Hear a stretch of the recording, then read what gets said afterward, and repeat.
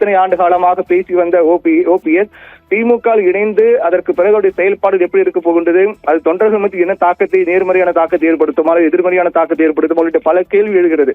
என்றால் இதற்கு முன்பாக மனோஜ் பாண்டியன் உள்ளிட்ட மிக முக்கிய நிர்வாகிகள் திமுக இணைந்தாலும் கூட அவர்கள் பொறுத்தவரையில் ஒரு சட்டமன்ற உறுப்பினர் அல்லது ஒரு அமைச்சர் என்ற கேட்டகரியில் தான் அவர் இருந்தார்கள்.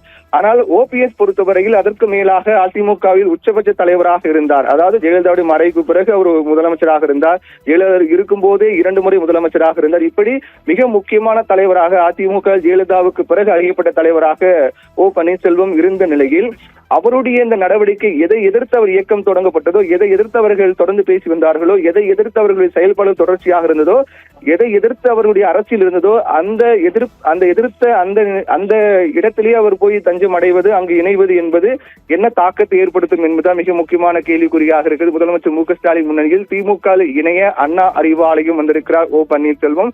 திமுக இணையக்கூடிய பட்சத்தில் அவருக்கு எந்த மாதிரியான பொறுப்பு வழங்கப்படும், எந்த இடத்தில் அவர் வைக்கப்படுவார் உள்ளிட்ட பல்வேறு கேள்விகள் எடுக்கின்றன.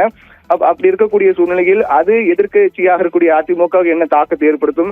2026 தமிழக சட்டமன்ற தேர்தல் கருத்தை பொறுத்தவரையில் அதிமுக என்டிஏ தலைமையில் கூட்டணி அமைத்திருக்கக்கூடிய சூழ்நிலையில் அதில் மிக முக்கியமாக பார்க்கப்பட்ட சசிகலா ஏற்கனவே தனி கட்சி தொடங்கியிருக்கிறார். கட்சியினுடைய கொடி அறிமுகப்படுத்தியிருக்கிறார். இன்னும் கட்சியின் பெயர் அறிவிக்கப்படவில்லை. அதே போன்று அடுத்த கட்டமாக ஓபிஎஸ் என்ன செய்ய போகிறார் என்ற கேள்வி எழுந்த சூழ்நிலையில் ஓபிஎஸ் தற்போது திமுக இணையதற்கான நடவடிக்கை மேற்கொண்டு வருகிறார். அண்ணா அறிவாலயம் வந்திருக்கின்றார். இதுபோன்ற தொடர்ச்சியாக அதிமுகவில் மிக முக்கியமான தலைவர்கள் அடுத்தடுத்த பல்வேறு பாதைகளை அமைத்து சென்று கொண்டிருக்கிற சூழ்நிலையில் அது அதிமுக என்ன தாக்கத்தை ஏற்படுத்தும் என்ற கேள்விக்குறிதான் எழுந்திருக்கிறது. முதலமைச்சர் மு.க. ஸ்டாலின் முன்னிலையில் திமுகவில் இணைய இருக்கிறார் முன்னாள் முதலமைச்சர் ஓ பன்னீர்செல்வம். ஏற்கனவே தொடர்ந்து பல்வேறு அரசியல் தலைவர்கள் பல்வேறு கட்சியினுடைய நிலைப்பாடுகள் பொறுத்தவரையில் கூட்டணி எப்படி இருக்கும் என்ற கேள்வி எழுந்தது. முதலமைச்சர் மு.க. ஸ்டாலினை நேரில் சந்தித்து திமுகவில் இணைந்தார் ஓ பன்னீர்செல்வம். முதலமைச்சர் மு.க. ஸ்டாலினுடான சந்திப்பு நேரலையை பார்த்துக் கொண்டிருக்கிறோம். இந்த சந்திப்பு தமிழக அரசியல் வரலாற்றில் மிக முக்கியமான சந்திப்பாக பார்க்கப்படுகின்றது. முதலமைச்சர் மு.க. ஸ்டாலினை சந்தித்து திமுகவில் இணைந்தார் முன்னாள் முதலமைச்சர் ஓ பன்னீர்செல்வம்.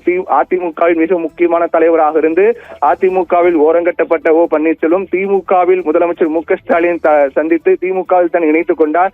அவருடன் அவருடைய மகன் ரவீந்திரநாத் மற்றும் அவருடைய ஆதரவு சட்டமன்ற உறுப்பினர் ஐயப்பன் உள்ளிட்ட மிக முக்கியமான நிர்வாகிகளும் சென்று திமுகவில் இணைந்திருக்கிறார்கள். இந்த இணைப்புக்கு பிறகு, இந்த சந்திப்புக்கு பிறகு செய்தியாளர் சந்திப்பு நடைபெறும். அந்த சந்திப்பில் தான் அவர்கள் என்ன சொல்ல போகிறார்கள் என்ற எதிர்பார்ப்பு என்பது எழுந்திருக்கின்றது. அடுத்த கட்டமாக இன்னும் 2 மாதங்களில் 2026 தமிழக சட்டமன்ற தேர்தல் வர இருக்கக்கூடிய சூழ்நிலையில் இந்த சந்திப்பு யாரும் எதிர்பாராத வகையிலான ஒரு சந்திப்பு, எதிர்பாராத வகையிலான ஒரு அரசியல் நிகழ்வாகவே பார்க்கப்படுகின்றது. முதலமைச்சர் மு.க. ஸ்டாலின் திமுக தலைவரும் தமிழக முதலமைச்சருமான மு.க. ஸ்டாலினை சந்தித்து திமுகவில் இணைந்தார் முன்னாள் முதலமைச்சர் ஓ பன்னீர்செல்வம்.